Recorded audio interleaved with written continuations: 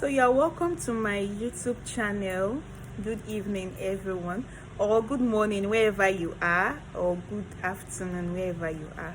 So this topic today, I'm going to talk about coping with postpartum depression as a new mom. If you are a new mom, or you are, what they call them. There's a name they call those mothers who have given birth. They are not first time mothers, probably like second time or third time mothers.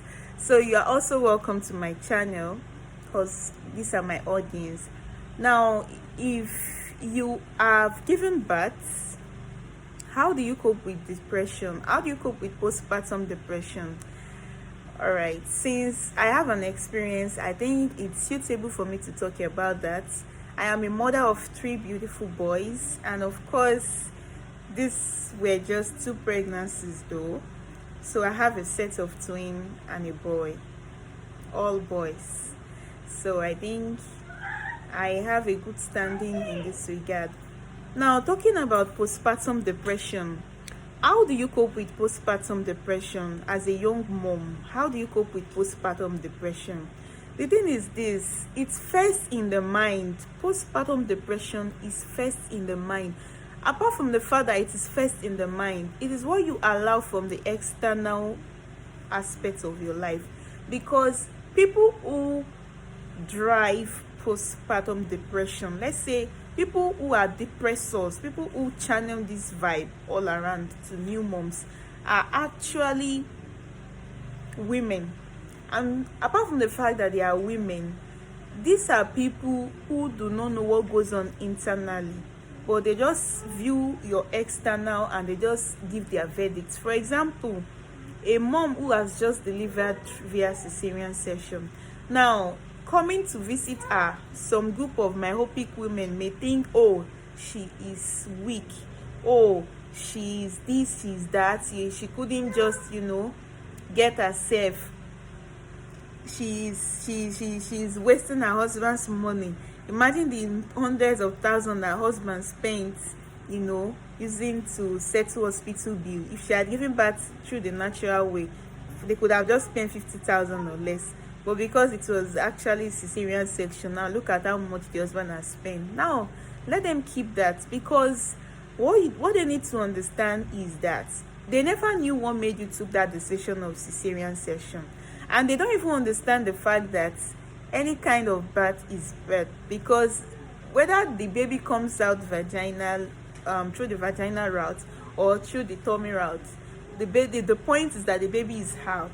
And safe delivery is when the mother is alive and child is alive. So it's not just about where the child comes out from. The point is the mother alive? Is the father, is the baby or the child or the children alive?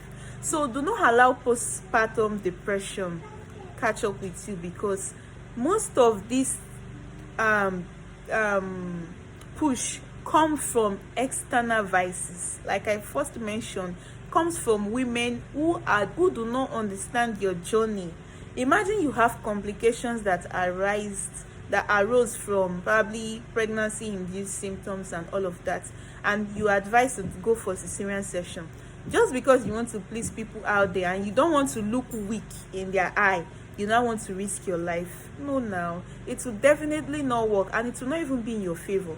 So you take decisions that best benefit you as a mother, and whatever people want to think of that is best known to them, is left to them. Because one thing is that you are not living life to satisfy people, and you can never live life to satisfy people. But you must understand that once you are at peace with God and you are at peace with yourself, I think all other things will fall into place. All other things will fall in line. So it's not just about you trying to please others and seeing whether they like you or they like your decision. The first thing you need to understand is, are you fine? Are you okay? All that you did, was it in your best of interest? I think when all of these are, when you check the boxes in all of this, I think that's all that matters. Because pleasing society now, it does not even make any sense. We all have one life. So if you are living that one life to please society, then I'm not sure you are making the best of that life. I am not sure the person is making the best of that life. So postpartum depression is an extension of what people see about you and the journey of your pregnancy. So don't let that get into you. Do not let that get into you. Do not let that get into you. Like I said, these are things that in fact it's appalling that it's from women. It comes from fellow women who have been through the journey, who knows what it feels to be pregnant, who knows what it feels to walk the pregnancy journey, who knows what it feels to walk through the corridors of death and still come to tell you, oh, you didn't do well, you didn't do this. I think when you have the best supportive system, those things will not even matter. But some women still fall, despite the fact that they have the best supportive system. I don't know, they still try to, fall into this kind of relapse and believe that what those women have said is the best thing that would ever be. But of course not. It doesn't work that way. It doesn't work that way. It doesn't work that way. You should know that a lot of women have died. A lot of mortality rates have taken place just from women that tries to please people, that tries to please society. Go on social media, go on Google, you read about the rising cases of mortality in hospitals today. And most of them is not because of doctors' negligence or what have you. A lot of them spring from the fact or from the side of bad belief system, mentality that can cause a wreckage. Imagine a woman believing that CS is a taboo. Imagine someone, a woman of this century, of this contemporary times that we live, believing that CS is something that you shouldn't even think of because people don't do CS. People that are normal don't do CS. It's abnormal people that do CS. Imagine that kind of mentality. So you must understand that